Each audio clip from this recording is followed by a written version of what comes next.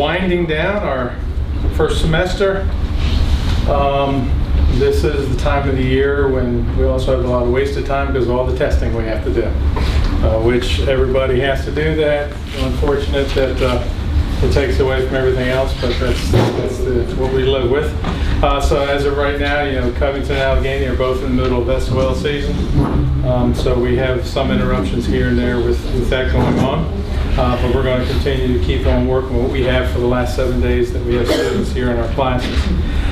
Some testing that we did that I just want to let you all know about. I think I mentioned last time we were getting ready to do some testing. But a couple of our programs did some post-testing for their students. We do an Octi test with welding, and we had 10 of our 12 students that passed that test.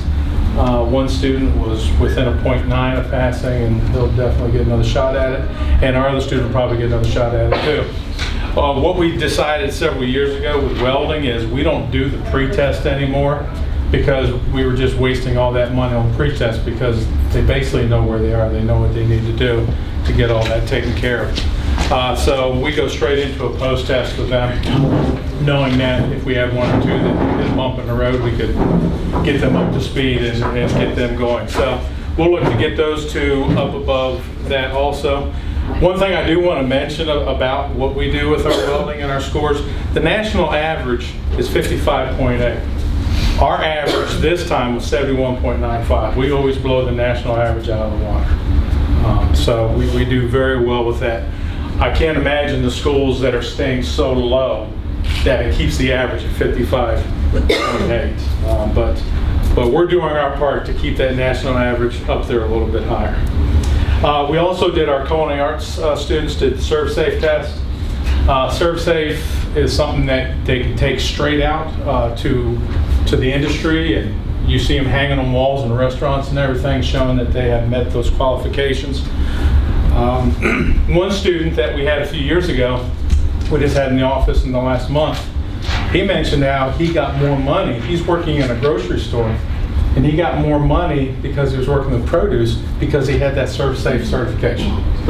So he's making more money doing that even in that setting. Not that he's back cooking food, but he's still handling food and dealing with it. So that was nice to hear. I sort of enjoyed that.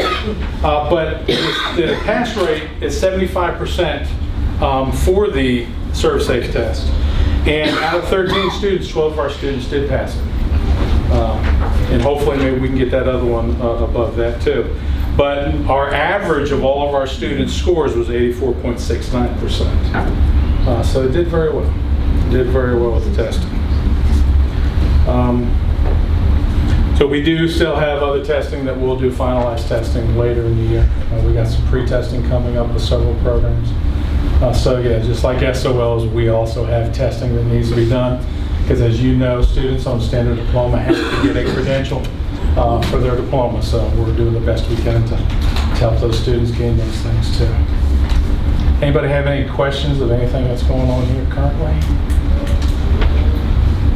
You mentioned the testing. How many, when a student comes in below, you know, what they need to pass, do they have just one additional opportunity, or? It depends. Sometimes it's just one. Okay. It just depends on what the test is.